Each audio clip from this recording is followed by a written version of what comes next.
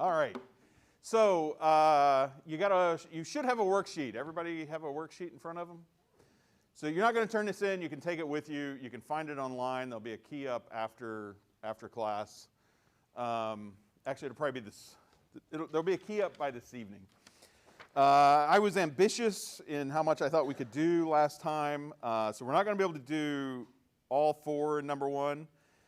What I'd like you to do is for the leftmost molecule in number 1, the first reading left to right, come up with how many different signals would be in the proton and the carbon NMR, and then do 2 and 3 as well. Basically, I'm asking you to sketch the proton and carbon NMR for the first molecule in number 1. And after we do that one, then we'll go down and do number 4. So go ahead and get started on that. If you're watching this on video at home, hit fast forward or something until we start doing answers.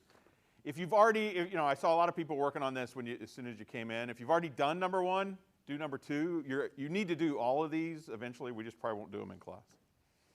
And I'll answer questions. I'll give you a few minutes to work on that.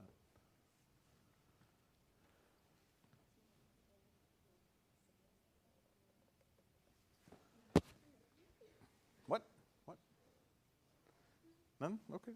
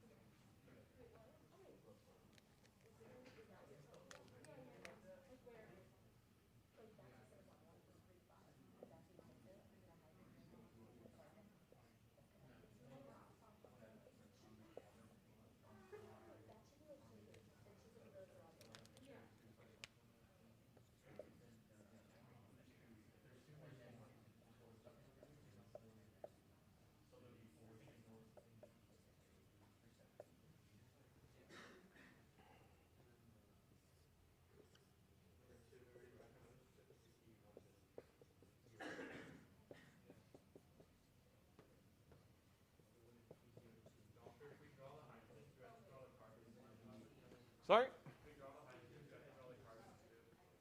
Yeah, you should try both of them. I mean, so, I don't explicitly ask you to draw the spectrum, but in number 1, I'm asking how many different signals. 2, what's the chemical shift in splitting. 3, 3 is chemical shift. Like that's basically all of that. So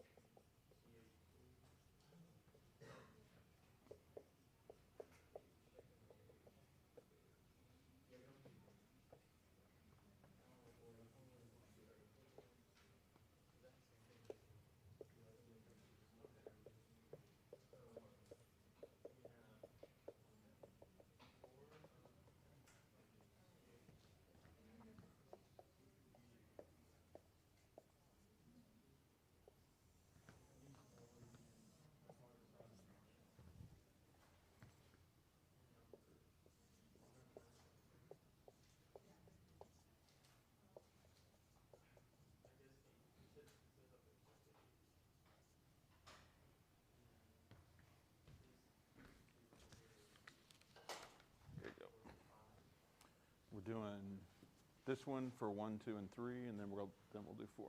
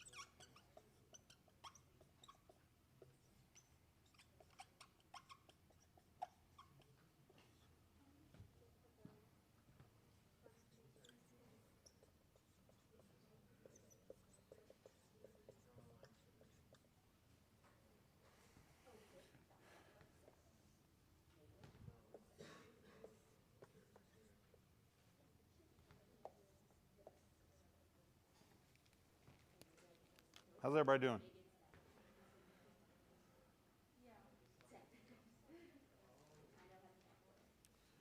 10. I heard a 10.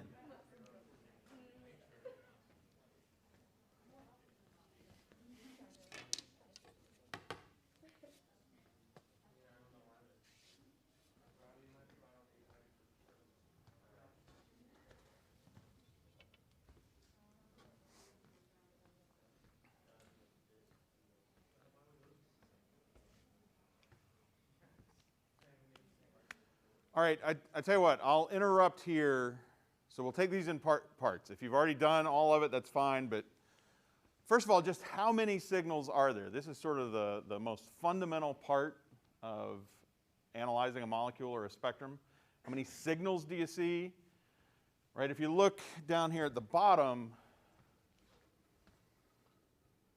right, so at the bottom of your sheet, there's a proton NMR and a C13 NMR. Okay, so some really fundamental stuff first. In a proton NMR, what you're looking at are protons. I know this sounds simple, but you will forget this at some point at the beginning. So what we're looking at are signals caused by a proton in a proton NMR. In a C13 NMR, we're looking at signals caused by carbons. We can infer a whole bunch of stuff based on those signals, but the signals themselves are only created by the atom in question.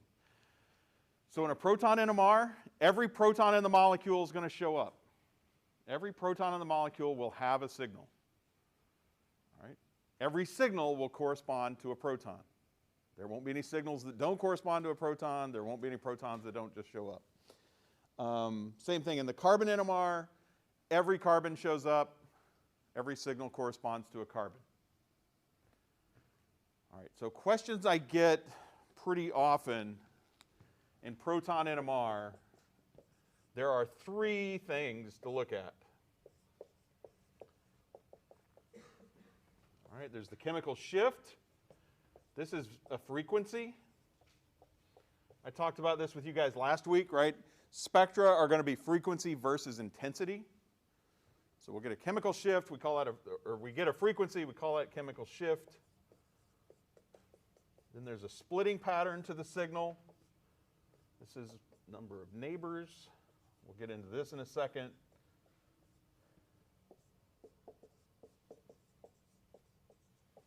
And integration.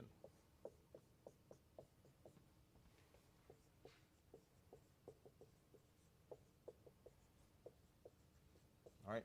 These are the three things that you will see that you have to use in a proton NMR. All those are on there. All right. So the chemical shift, I've done a lot of scribbling there in the middle, and I want you to write it all down. I don't just give you this because I want you to write it. I've had conversations with a bunch of you about memorizing stuff. Everybody's going to be a little different, both in how well they memorize things and how they memorize things. Like, how do you go about sticking stuff in your brain that needs to stay there? All of us, universally, memorize things that are important to us better than things that aren't important to us. Right? So no matter how much you care about your grade in this class, right now, the scribbles in the middle board here, that's the only reason you care about it, right? Dr. Jones says, I need to know that, so I got to know it. That's going to be a poor motivational technique. So the best way for you guys, and really, none of you are going to be doing organic chemistry research this semester. Nobody's career is likely to depend on, does the proton NMR turn out right? So this, other than being just really motivated to memorize it, the second best way to memorize this is to use it and write it down. All right? So there's a lot of really good research on hand-eye stuff and recitation. So if you say things to yourself, it'll stick in memory, and if you write stuff down, it will stick in memory.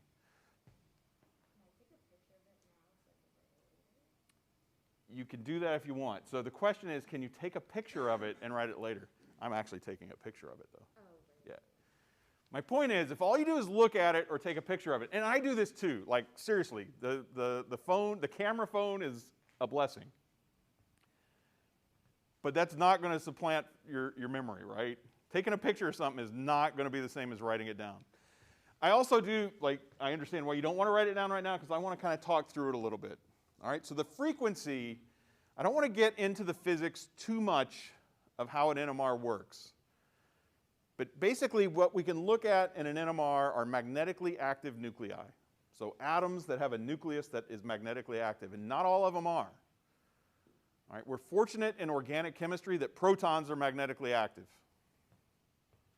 And there's a lot of hydrogens in organic molecules, and pretty much every hydrogen in an organic molecule is a proton.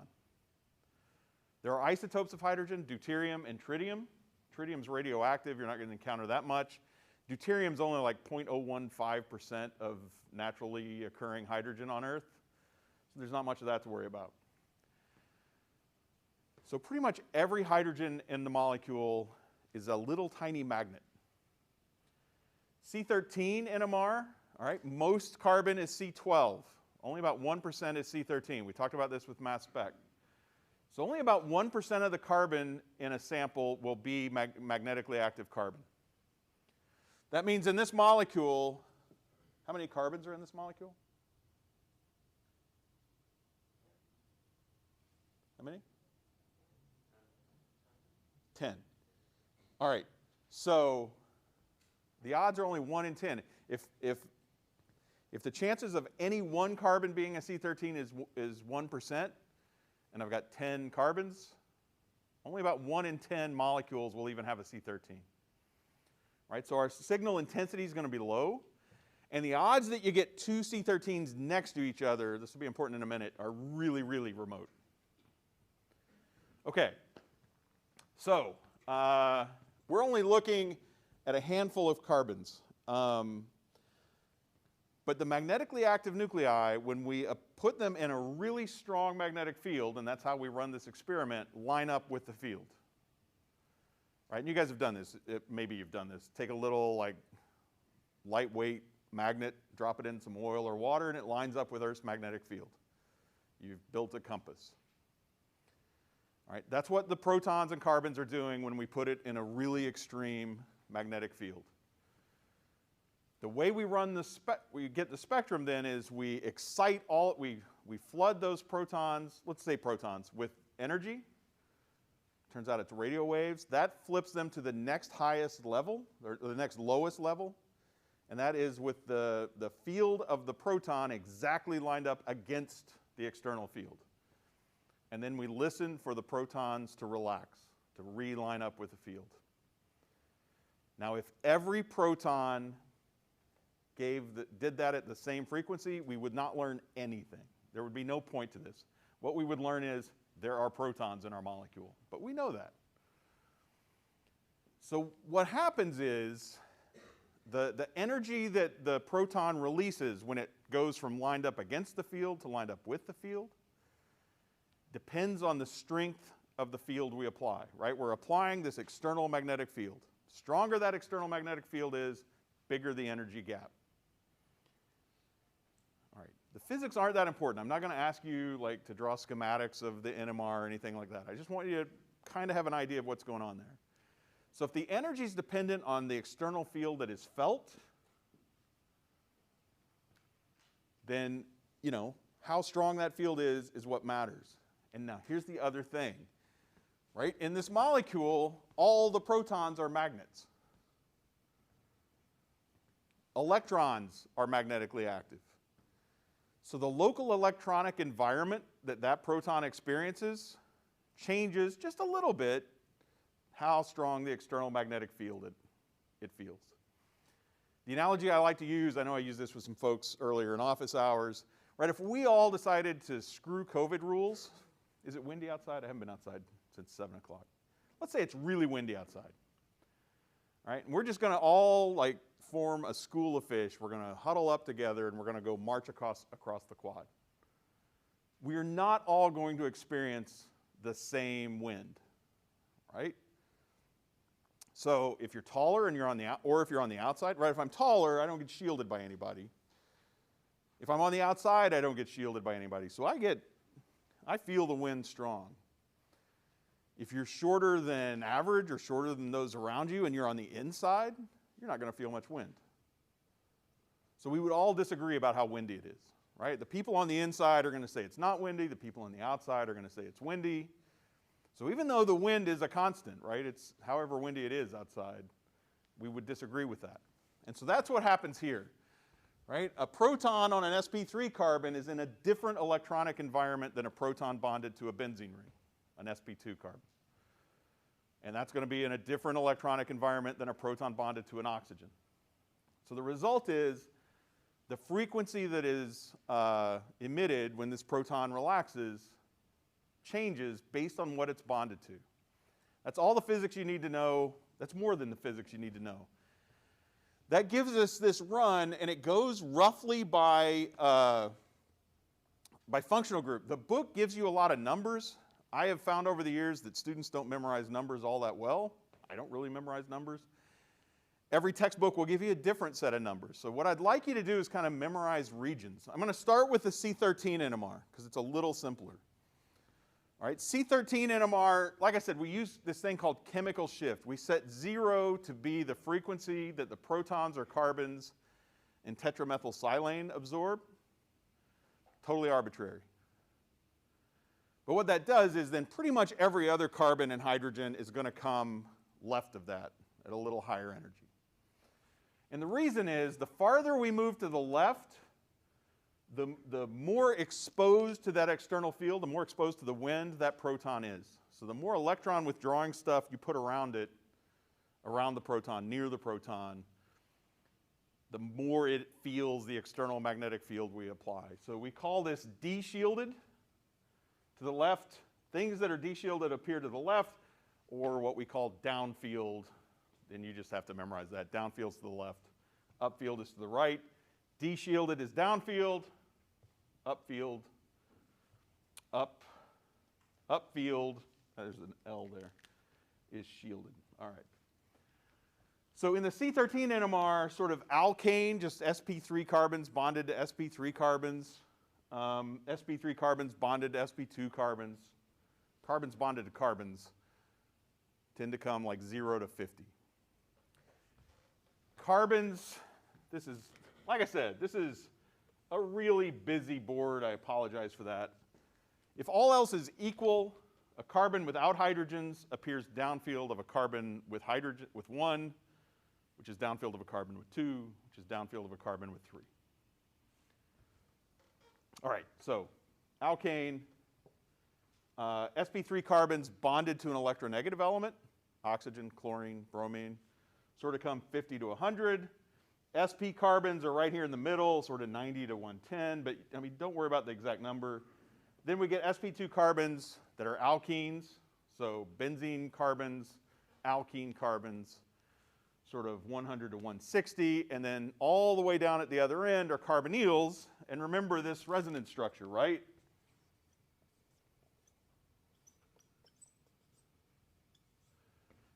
A carbonyl carbon is really heavily de-shielded. That oxygen's pulling most of the electrons away from that carbon. All right, so by exam 2, you need to have that under your belt. You certainly don't have to have it right now. Okay? You might be seeing this for the first time. Hopefully not, but you might be. So, in the proton NMR, it really matches pretty closely. Proton chemical shift's going to go from 0 to 10, 0 to 15, something like that. The best way to identify do you have a proton NMR in front of you or a C13 NMR in front of you is to look at the chemical shift. You see a chemical shift anywhere on there above about 15, it's going to be a carbon. All right, so again, de-shielded things. Carboxylic acids come way downfield. Aldehyde protons, so I've underlined or circled the proton that's causing the shift, or the peak. All right, so a proton bonded to a carbonyl, sort of 9 to 15-ish. Protons on a benzene, and a benzene isn't a 6-membered ring. It's a 6-membered ring with 3 double bonds. All right, proton on a benzene, kind of 6 to 8. Proton on an alkene, sort of 5 to 7. Proton on an sp3 carbon bonded to an electronegative atom, right? It's sort of in line here with the carbon. That's going to be 3 to 5. Protons on sp3 carbons bonded to sp2 carbons, 2 to 3, and then your alkane sp3 stuff. If you can memorize, if you like memorizing numbers more than sort of pictures, the textbooks got these numbers. Again, all textbooks are a little too precise for my taste. Stuff's, you know, there are lots of different molecules. You can't really summarize that with just a numerical range. All right, so that's chemical shift, and then splitting and integration are the next two things. And the specific thing I want to say about this is the splitting depends on the number of neighboring protons a proton has. The splitting is the shape of the signal that's caused by a proton. Remember, there's going to be a proton or a group of magnetically equivalent protons that cause a signal. The shape of that signal is caused by how many neighboring protons there are. The signal itself's intensity, the integration, is caused by how many protons are in that group. We'll see an example here in a second. Okay, so here's our molecule. This is C10H14, I think.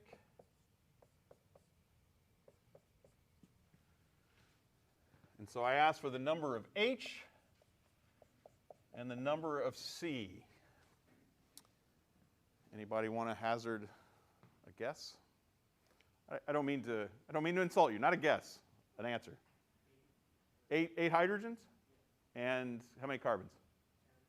So we got 8 and 10. Anybody disagree? That's a lot of... All right, so number of hydrogens, 8. Number of carbons, 10. So as a rule,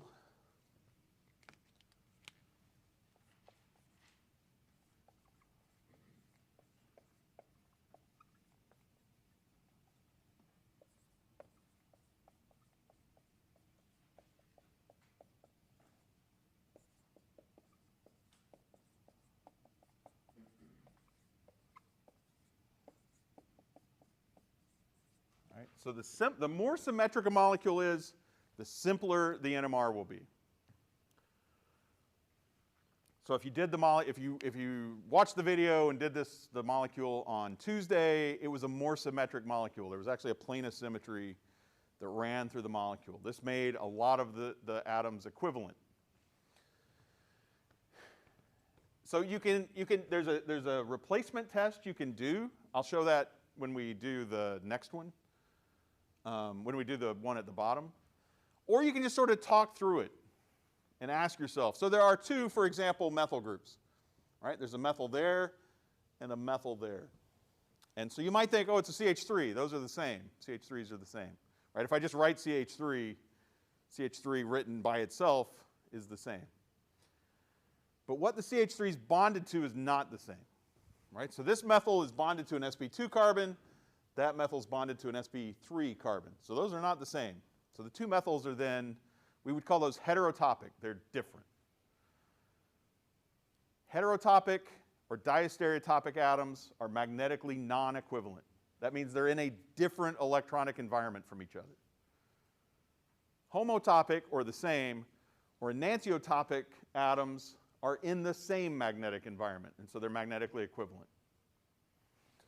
All right, so I think 8 is the right answer. If you go through this, all right, that CH2 is bonded to a methyl and a CH2. This CH2 is bonded to an sp2 atom and an sp3 atom. So the 2 CH2s are also different. So let's number these. 1, 2, 3, 4. Those 4 atoms are all heterotopic. They're magnetically non-equivalent. That means they will each cause their own magnetic, or their own NMR peak. All right.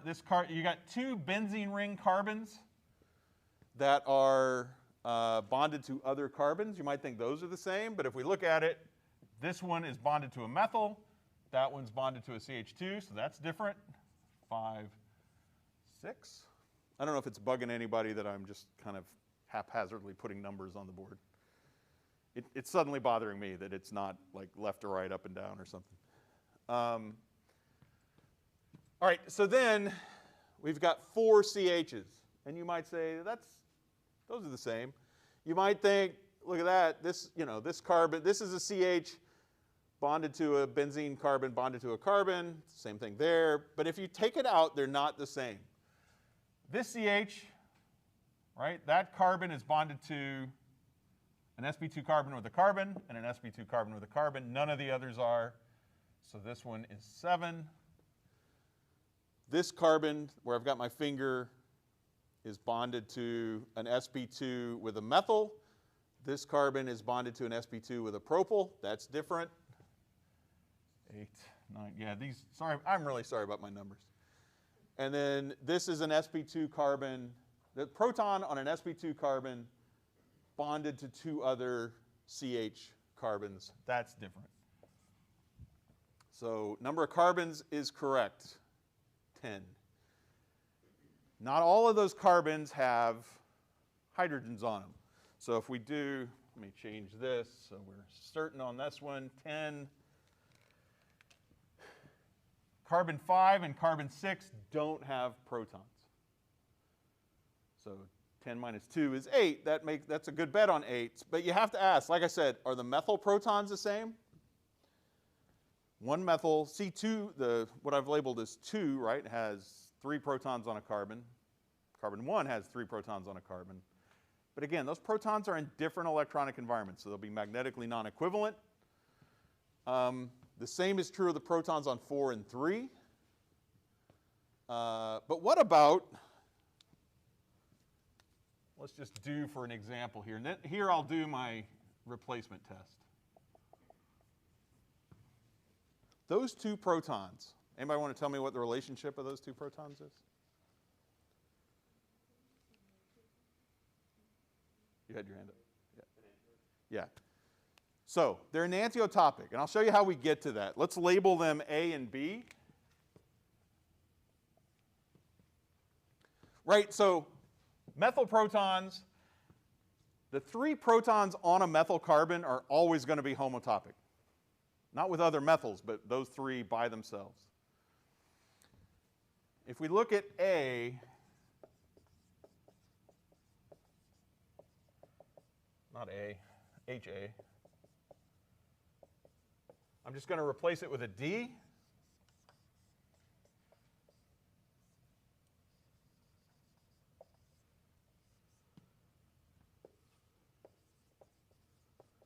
I'm going to replace HB with a D. So a D is a deuterium. It's an isotope of hydrogen.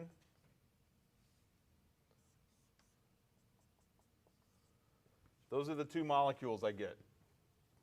All right, these are hypothetical, hand up, Lou? Hand up, oh, okay.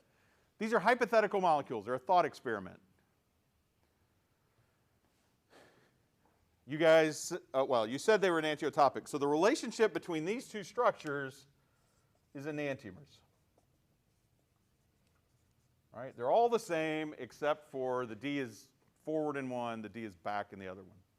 What this means is, right, these 2 molecules don't exist. We only have this molecule. So therefore, HA and HB are enantiotopic.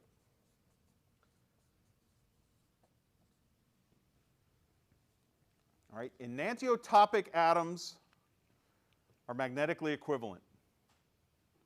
They're going to cause the same signal in the NMR, and they can't be neighbors of each other. They won't split each other's signals, okay, because they're the same. So the options then for that are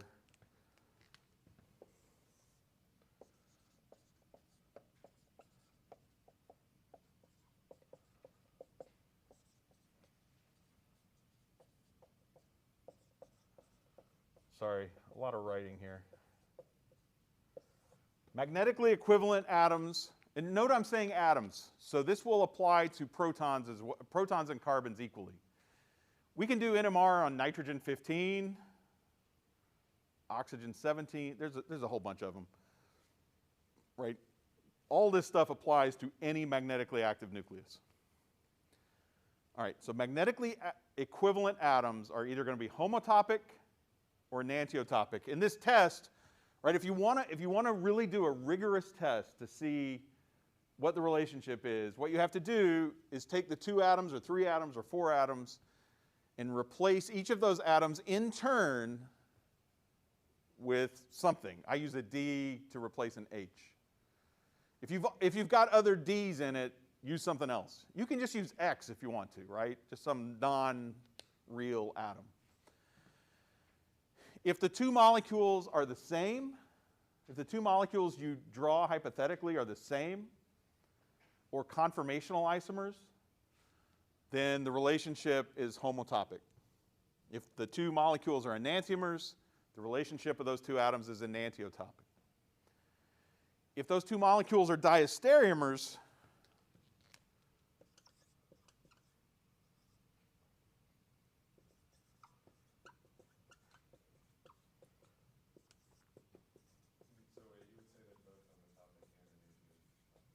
no, they're just enantiotopic. All right, so these are 2 different things. 1, 2, 3.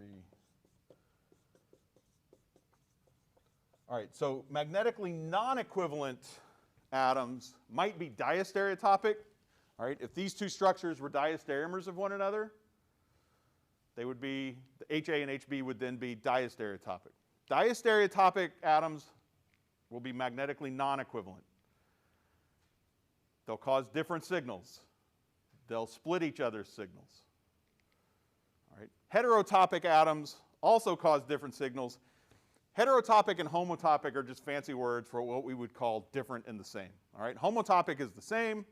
Heterotopic is different. Right? This methyl carbon is different than this sp2ch carbon. And so they'll have different signals. Okay, that's enough me talking for a bit. We did 8 and 10. Now answer number 2 and 3. Is that right? I think so. Predict the chemical shift and splitting for each of the hydrogens in molecule number 1. I tell you what, do 3 first. If you've already done 2, that's great. We're going to come back to it. Predict the chemical shift for each carbon in this molecule that we've been working with. Give you a few minutes for that.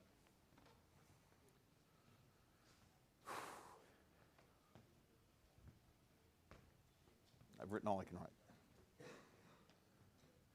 If you, like I said, you really should work this whole thing. So if you've already answered that question, do the next one. Like do the second molecule, do the third molecule. Okay. Yeah. In terms of the carbon NMR, where would you put, so for the first one, like,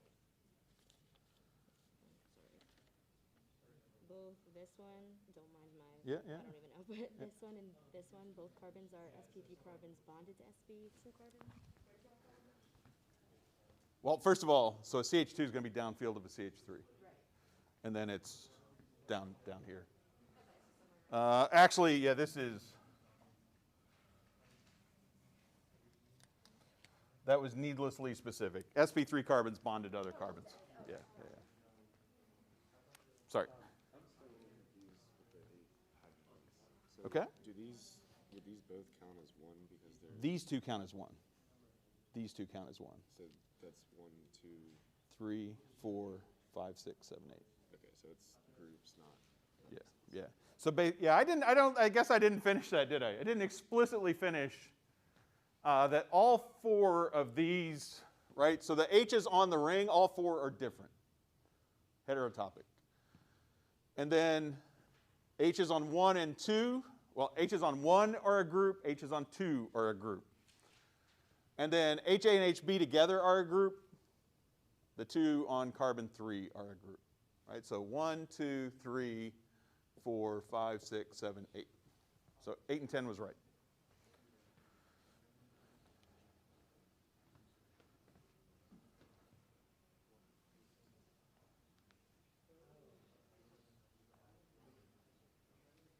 With the equivalence that you have with the C, CH, CH2, CH3 up there, like 1 and 2 before, it's just showing the position within the spectrum.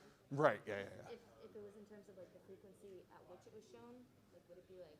No, it's within that group. So like if you had a CH2 bonded to an O and a CH3 bonded to an O, the CH2 is a little downfield of the CH3. Oh, okay. But they would both be downfield of even like a CH just bonded to other carbons. Yeah.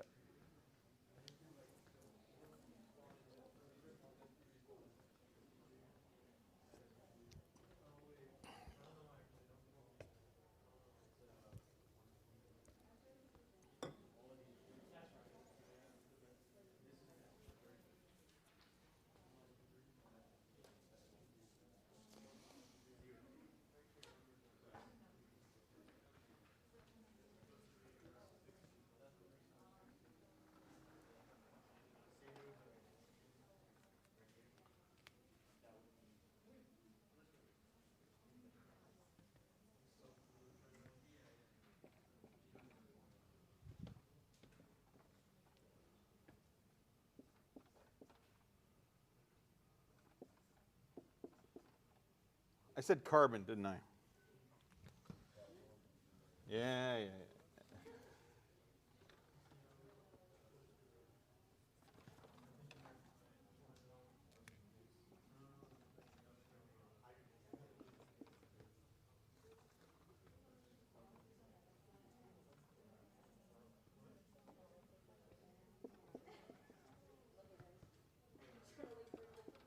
Okay, so let's run through the carbon. We got, hang on, we got several discussions. I want to let them play out. Yeah. So I looked at one of the YouTube links that had a SP3C to SP2C section. Is that just encompassed by I sort of, some people have caught this, and it's going to be important on this one, so I'll put it in here. Sort of like you see up here between 2 and 3. I like this. I've told a bunch of people, I don't think anybody cares, but I've done most of my chemical research on aromatic molecules, and I keep using that word, aromatic. All right, so this is a benzene ring, a 6-membered ring with 3 double bonds. Every carbon's sp2 hybridized. They're all trigonal. I will answer your question. They're all trigonal planar. The molecule's flat. And there's some weird quantum mechanical stuff that we'll see in Orgo 2 that makes this structure way more stable than you would think it otherwise should be. And we call that aromatic stabilization. And the word aromatic does really come from, if you've ever smelled benzene, benzene's a carcinogen, so hopefully you haven't smelled it. Toluene, you can buy toluene at the hardware store. It's a good paint remover. Fingernail polish remover, that's the first place I ever saw it. They smell nice. All right, so a lot of these molecules smell good, and so they were called aromatic, before we knew anything about quantum mechanics. So a 6-membered ring is not aromatic. A 6-membered ring with 2 double bonds is not aromatic. Only a 6-membered ring with the 3 double bonds is aromatic for that quantum mechanical stabilization. And honestly, I wish I could go into it, but most of my career has been spent with these molecules. They're flat.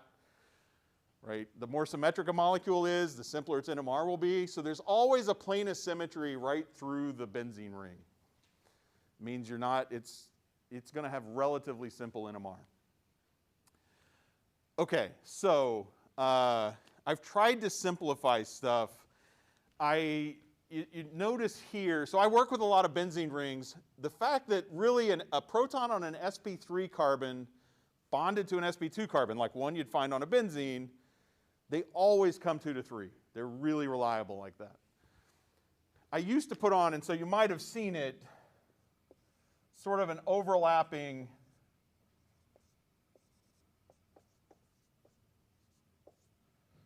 right? So an sp3 carbon bonded to an sp2 carbon will come a bit downfield from just sp3 carbons bonded to sp3 carbons. Like I said, I try really hard to simplify how much you have to memorize on your first go at this. Right? For any of you who become chem majors, take medicinal chemistry, certainly medicinal chemistry. We have an Orgo 3 now.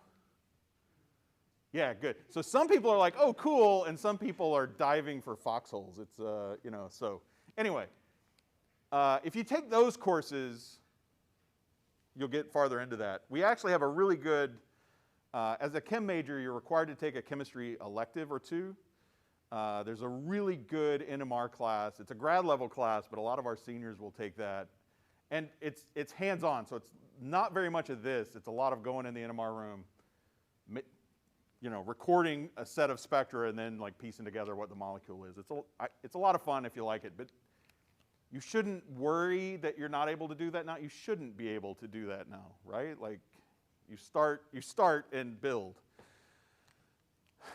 Okay, that kind of answered you. It was a longer answer than it should have been, but it's what I like. Okay, so here we go. Basically, you've got 10 carbons. In the carbon NMR, all we get is this one. All right, and the reasons for that they're not hugely complex. It's mostly practical reasons that we don't get splitting and integration. Remember what I said, there's only about 1% of the carbon is magnetically active. That really dramatically reduces your signal intensity. All right, so by splitting the signal or by waiting long enough that you make sure all the carbon relaxes and gives you a signal, right, your experiment winds up being like a week long. I can record a proton NMR in 4 minutes with a couple milligrams of material. That amount of material for a good C13 will take me usually 24 hours to just get the lines. All right, it would take a week to get all the splitting and all that stuff. So all you're really going to do is figure, with C13, is sort of figure out how many different carbons there should be. And that gives you a little idea of the symmetry of the molecule. If you know there are 20 carbons in the molecule and you only see 3 signals, that molecule's got to be really symmetric. On the other hand, if there are 20 carbons in a molecule and you see 20 signals, it's not very symmetric. Okay, so all you're going to have to do is like put a line here where the signals should be. And so if you look at your chemical shift over here, we got 1, 2, 3, 4 sp3 carbons.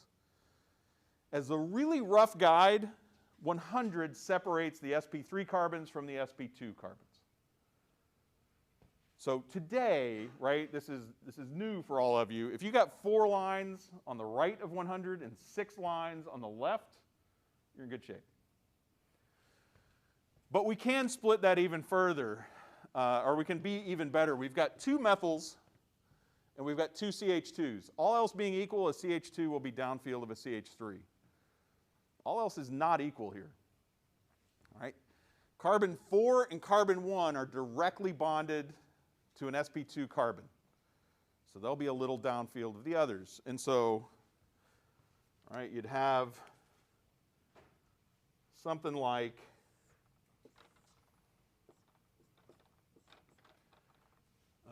that's not right. I'll explain this in just a second. All right, you're going to see something like that. So 3 is a CH2, carbon 3 is a CH2 bonded to other sp3 carbons. Carbon 2 is an sp3 carbon bonded to other carbons. CH2 is a little downfield of the CH3. That's what this here, this line right here that I've buried. This thing in the box here, C downfield of CH, downfield of CH2, downfield of CH3 applies to both C13 and proton NMR. Okay, so 4 is a CH2 bonded to the sp2. 1 is a CH3 bonded to an sp2, so 4 is a little down, CH2 is a little downfield of CH3. And then the CH2, sp3, sp3 is a little downfield of the CH3, sp3, sp3. Everybody good on that? And now, these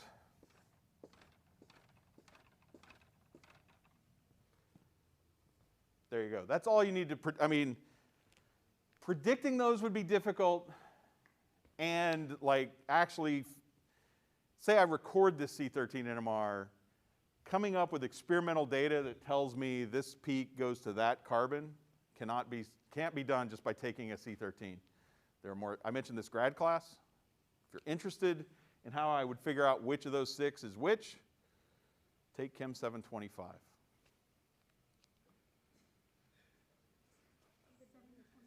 The mask is making you confident that you can just laugh at me, all right? That's all right, that's the carbon NMR. These are the aromatic carbons. Before you take Chem 725, you need to pass this class, pass 223. That's actually all you got to do. Do that, you can take 725. So spring of next year, yeah. So I did the same thing, but I didn't place it where the numbers were. Like my 6 are to the right of 160. Yeah. I mean, honestly, I'm just trying to space these out so the folks in the back can see it. They could easily just cluster together. All right?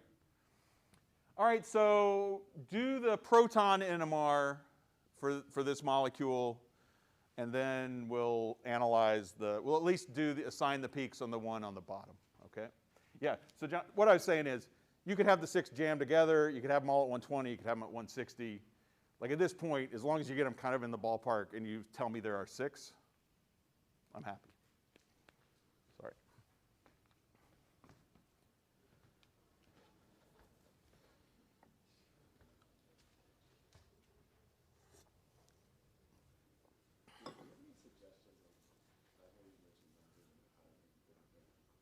How to memorize it? You can draw it a bunch of times. And so really, memorizing chemical shifts, the other questions people have had. So work problems, this worksheet, There's a word I want to say there that I don't want to say. The worksheet. So work that, everything right now, what I would tell you guys, everything you're doing in chapter 15, for sure, I would say 14 as well, should be open book, open note. Right? So as you're working, Wiley Plus, if you're working on Wiley Plus problems, look at your, like, all of that stuff is built to help you memorize it. By using it, you'll memorize it. Right? The phone numbers that I have memorized from childhood are the ones I called a lot. Grandma, mom and dad, a couple of girls I could mention. No, honest to God, I think I creeped her out. I went to my 20th reunion and I told somebody their childhood phone number and she was just like, no. My wife was sitting there, she thought it was funny, so. Right, so the point is, use it. Solve problems with it. If all you're doing is like drawing stuff, like, that helps. That is, it's better to write it down than to just look at it. But if you're using it to solve a problem, you'll learn it better. And everyone, that's like a problem that's beyond organic chemistry. Figuring out how to cram stuff in your head and keep it there where you can use it it's a big part of what you're doing here.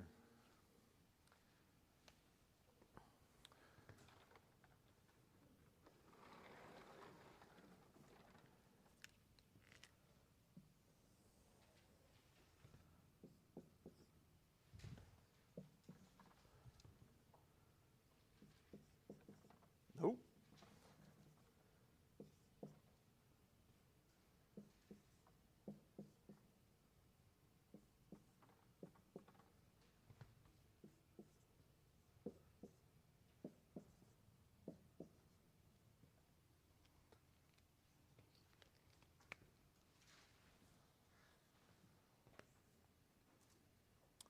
I'm going to give you like 60 more seconds because it looks like there's plenty of molecules to do this with. I want to make sure I give you an example of how to go through it rather than just stand here and watch you guys until the clock runs out.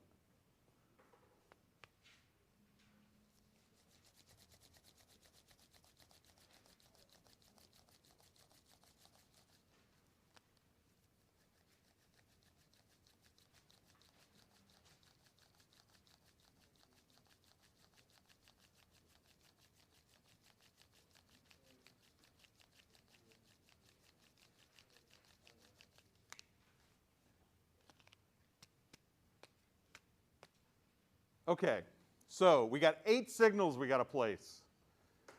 And we're going to do this basically the same way we did the carbons. Where the signal goes on the chemical shift has only to do, doesn't have anything to do really with CH3, CH2. It has to do with what it's bonded to, what the carbon those protons are on is bonded to. So again, roughly 5 or so to the right of that are going to be protons on sp3 carbons. To the left are going to be protons on sp2 carbons. sp carbons are kind of in the middle, a little weird. I'm not going to get into those a whole lot. So we got 4 aromatic carbons. We got 7, 8, 9, and 10. We have a proton on an sp2 carbon on a benzene ring. All right? So if we come over here, that's going to be these guys. Like, honestly, that's probably, well, I won't change it now, but this is probably down to about 6 or so. But with a proton NMR, we have to come up with 2 other pieces of information. We don't just say there's a signal. We have to predict the splitting of the signal, and we have to predict the integration of the signal.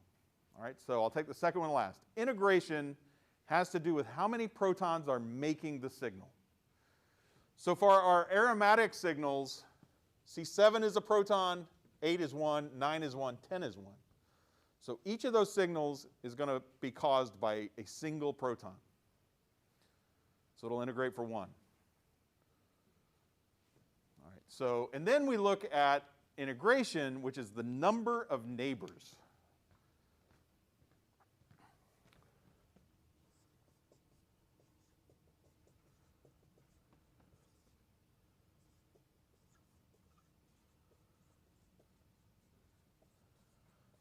So there's some shorthand there. All right. A neighboring proton is a proton within 3 sigma bonds of the proton that causes the signal. All right, again, every proton is going to be caused by, or sorry, every signal is going to be caused by a proton. The splitting of that signal, singlet, doublet, triplet, quartet, is going to be down to how many protons are within 3 sigma bonds of the one causing the signal. All right, so let's draw those in here. So let's do C7 first, or H7. 3 sigma bonds, proton to proton. So everybody watching? I started the proton making the signal. 1 sigma bond, 2, 3. 3 sigma bonds gets me to carbon 1, not a proton. All right. Started H, 1, 2, 3. 3 sigma bonds that way gets me to carbon 4, not a proton. Started H, 1, 2, 3. 3 sigma bonds gets me to carbon 9, not a proton. That's it. Proton 7 has no neighbors.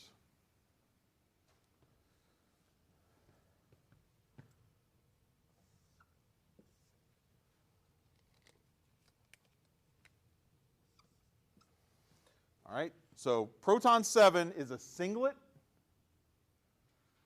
So if a proton has 0 neighbors, it's still going to have a signal. It's just going to be a line. And it's going to integrate for 1.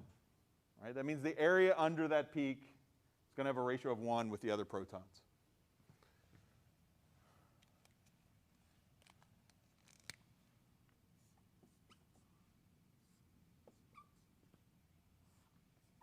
All right, so we got 3 more to do. I'm gonna walk through one, and then I'll just put the rest up in the interest of time. Okay, so proton on carbon 8. 3 sigma bonds from there. 1, 2, 3 gets us to carbon 1, not a proton.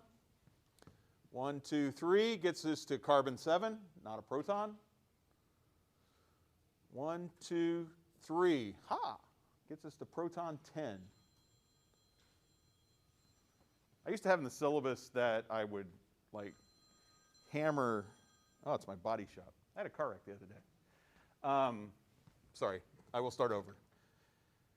Proton 8, 1, 2, 3 gets us to carbon 9, not a proton. 1, 2, 3 gets us to proton 10. That's 1 neighbor. All right, so here's how the splitting works. Proton 10 in this case, remember, we're looking at proton 8. So proton 8 is the proton making the signal.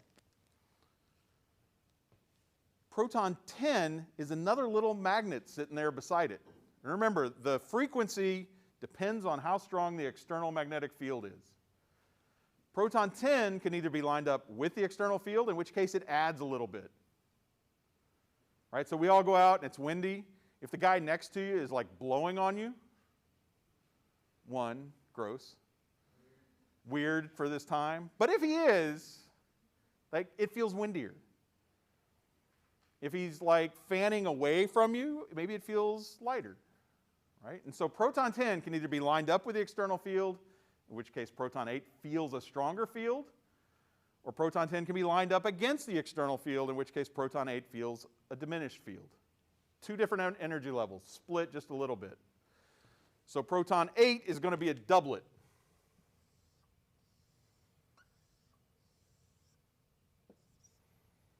Two lines, and it's going to still integrate for 1, right? Proton 8 is just 1. So splitting, the number of peaks is equal to the number of neighbors plus 1.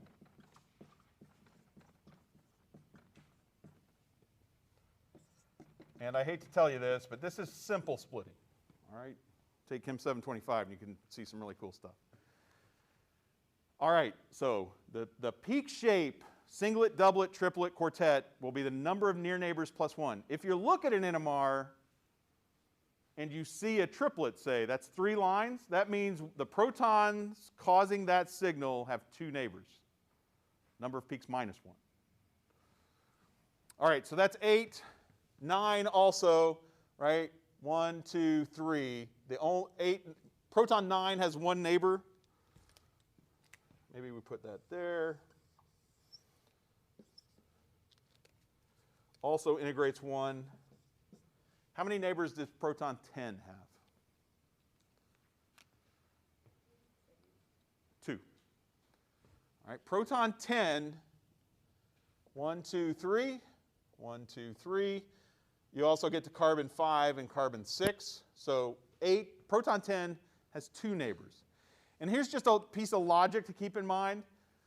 If I've decided that proton 10 splits 8 and that proton 10 splits 9, right? That means 9 has to split 10 and 8 has to split 10. This is a truly neighboring effect. If we know that A is a neighbor of B, B has to be a neighbor of A. If we know that A splits B, B has to split A. So 10 is going to be a triplet. And I'm running out of room. And not that big.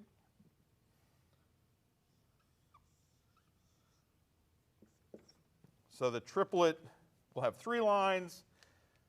The intensity of the 3 lines, in a doublet, the intensity of the lines will be 1 to 1. Right? That other little magnet can either be aligned with or against. For a triplet, we got 2 little magnets. They can both be aligned with, both against, one with, one against. There's 2 different ways to get one with and one against. That's 50%. So the middle line is 50% of the intensity. The other 2 are 25 each. Cool. All right, so those are the aromatic protons. Proton 1, the 3 protons here, methyl, no neighbors, right? So if we draw that H in, 1, 2, 3, 1, 2, 3, we get to carbons. So the protons on carbon 1 have no neighbors. So they're a singlet. 0 plus 1 is 1.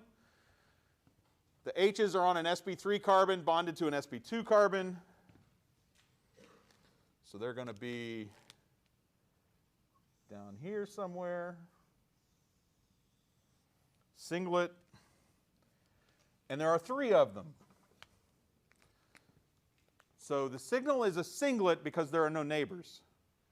The signal has an intensity of 3 to 1 with these other ones because there are 3 protons here and just 1 on the other ones. All right, so all 3 of these protons go to making this signal.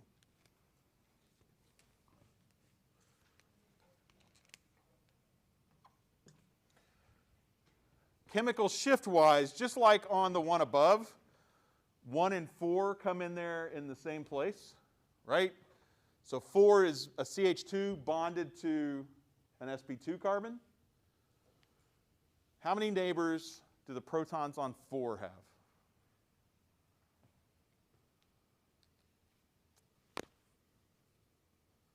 2. All right? A and B are not neighbors of each other. They're the same, right? My wife lives with me. She's not my neighbor. She has much more of an effect on my life than my neighbors. I don't know. I don't know where I go from there. She doesn't split my signal. I don't know. Sometimes the analogies fail. So the neighbors for 4 are the protons on 3, which are also enantiotopic. Let's call these C and D. All right? So 1, 2, 3 sigma bonds gets us from A to C, or B to D, or B to C. So 4 is going to be a triplet. 2 neighbors is going to be a triplet.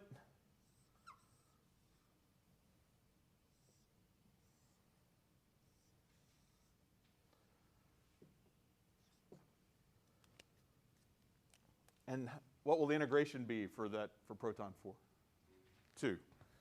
All right, so just the number. Again, it's a triplet because it has 2 neighbors. Integrates for 2 because there are 2 of them making the signal. Proton 2, the methyls, have 2 neighbors, C and D. That's going to be the farthest upfield, so a triplet that's relatively far upfield. It's going to integrate for 3 because it's a methyl. So it's a triplet because it's got 2 neighbors. Integrates for 3 because there are 3 protons. How many neighbors do C and D have? 5, right? So C and D, again, they're enantiotopic, they're magnetically equivalent, they don't split each other. They've got the 3 protons on carbon 2 and the 2 protons on carbon 4. There are 5 neighbors, that's 6 peaks. 5 plus 1 neighbor, 5 neighbors plus 1, 6 peaks. Oh, crap, sorry, yeah. 2. So this is 3 and it's going to be a sextet.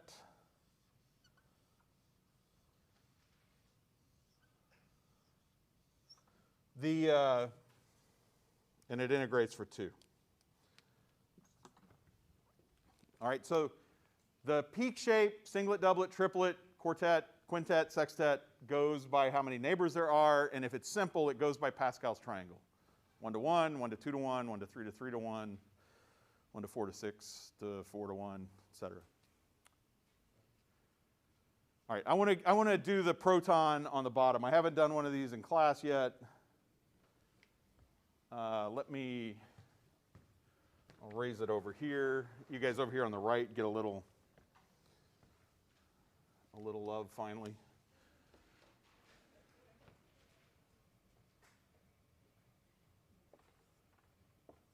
So I like to draw a table for these.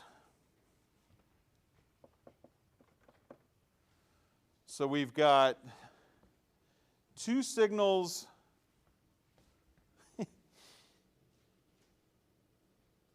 What is that? 6.8 multiplet.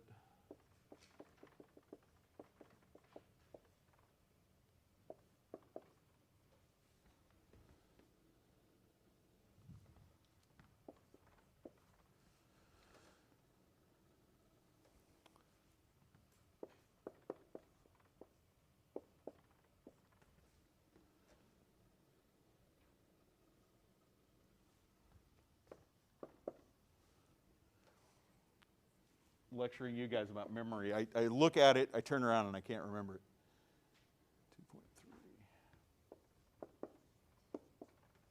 2.3. 2 and 2.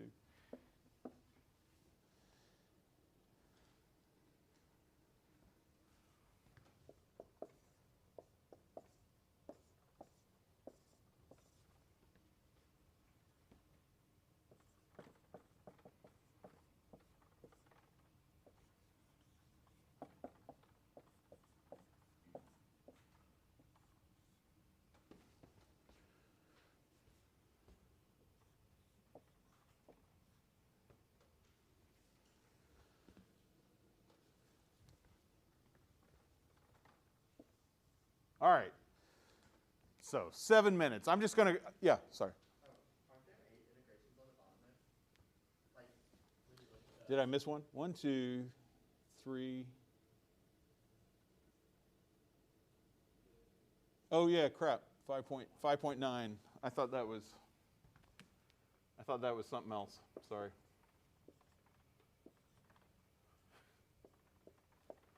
Thanks. All right.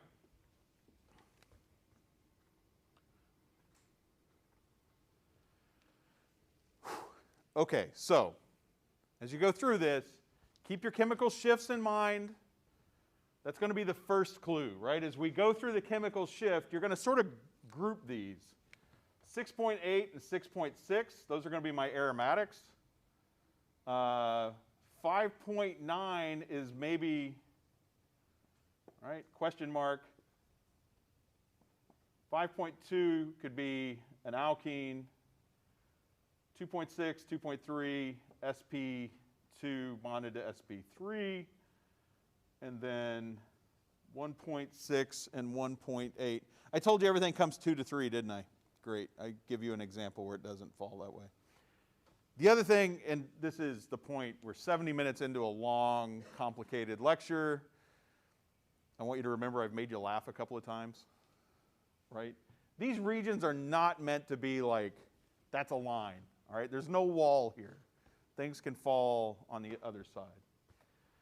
So like I said, first of all, we have 6.8, 6.6. Those are going to be aromatics.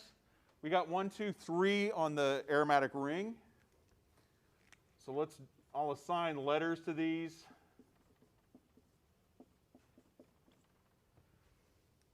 And so the other thing that is of interest here that you will see occasionally is multiplet. So what a multiplet is simply a set of signals that overlap in a non-interpretable way. All right? There's almost an infinite variety of atoms in molecules. We got 0 to 10 parts per million. So sometimes they're going to overlap. So if you have like a triplet and a doublet that overlaps, it just looks like a jumble. Right? As you go to interpret stuff, that fits a lot more things. It gives you some freedom, but it doesn't give you any hints. We also have a singlet that integrates for 1. So A, B, or C, which one of those should be a singlet?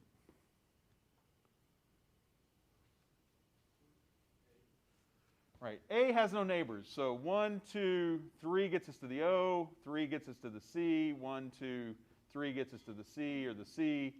A has no neighbors, and so we can pretty confidently assign 6.6 to HA. By process of elimination, then B and C both ought to be doublets. And like I said, Chem 725, there's a lot of reasons that it's a multiplet. They actually interact with each other pretty weirdly. But we can assign these to HB and HC. Right? They're the only other two aromatic molecules on the board. All right, our next two, and I maybe gave too much away, 5.9 and 5.2. If we look at our chemical shift, well, okay, a proton on a carbon-carbon double bond, alkene, we got one of those, so let's put a letter in for that, HD. All right, so does 5.9 is a singlet that integrates for 2. Does that fit HD? See some shakes of head. HD should integrate for 1, and it's got 2 neighbors, so it should be a triplet. Well, while we're here, 1 and a triplet. There we go. So HD is going to be the one at 5.2. But there's nothing else at 5. I don't say there's anything else at 5.9. So here's, again, I don't know why I drew this example. This is what happens when you rush things. So one thing to tell you about this, these things add together. So, right, if you just take a normal starting point for a proton at 1, let's just say 1, moving to 4, right? If I take the carbon that proton's on and I bond it to something electronegative, that moves it to 4. If I add a second electronegative group, right, that's going to add some more. Remember, things move downfield as they're de-shielded. So the more electronegative stuff I put around a carbon with a proton on it, the farther it's going to move. All right, so HE and HF here are on carbons bonded to 2 oxygens, 2 electronegative groups. All right, so you can't just assume 1 electronegative is the same as 2 electronegative, right? That 2 oxygens is going to pull more electron density away from those protons than 1. And they don't have neighbors. They're enantiotopic. E and F are enantiotopic, right? So they're going to be magnetically equivalent. They won't split each other. They have no neighbors. 1, 2, 3 sigma bonds gets us to the ring. So E and F are is the singlet for 2H at 5.9.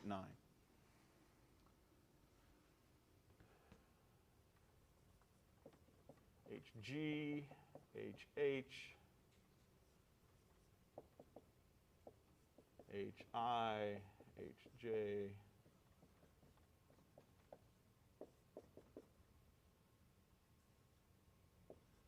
All right, so 2.6 and 2.3, we got a triplet at 2, quartet at 2.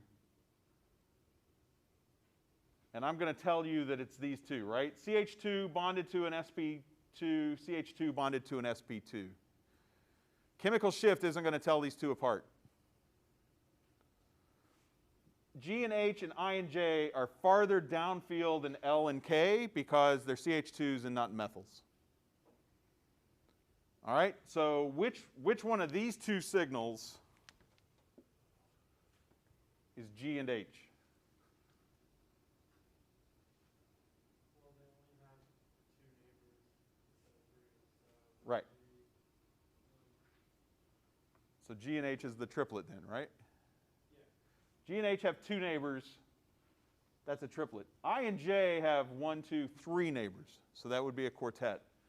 So G and H is here.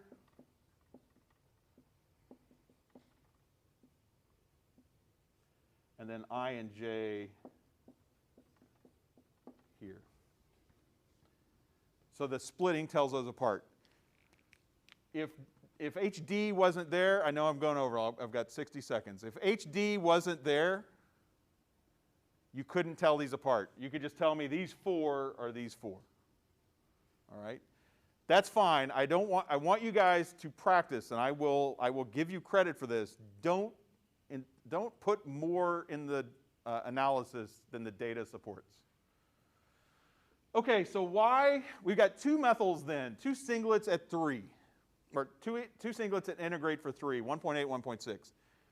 I'm going to tell you, at this point, by process of elimination, even though it falls outside the range I gave you, that's all that's left. The only thing that can integrate for 3 are these methyls. Why are they 2 different signals? You can't rotate around the double bond. So the 2 methyls are actually diastereotopic, right?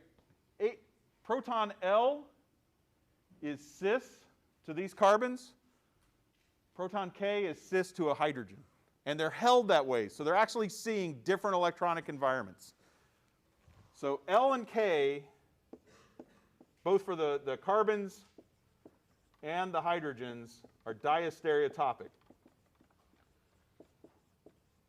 So which one is 1.8, which one's 1.6? What did I just tell you guys?